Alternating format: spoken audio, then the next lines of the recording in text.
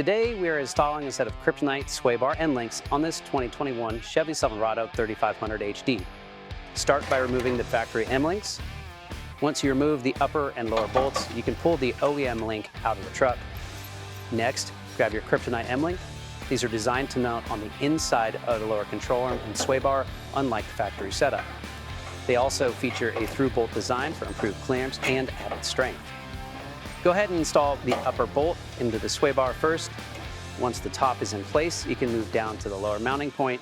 You may need to reposition the sway bar slightly to line up the bolt hole. A pry bar can make this part a little bit easier by allowing you to move the sway bar up or down as needed.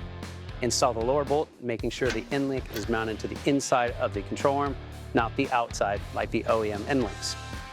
Once everything is aligned, tighten the upper and lower hardware and torque both bolts to 74 foot-pounds.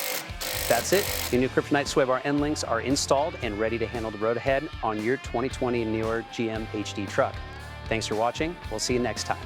For any questions, call or click online at kryptoniteproducts.com.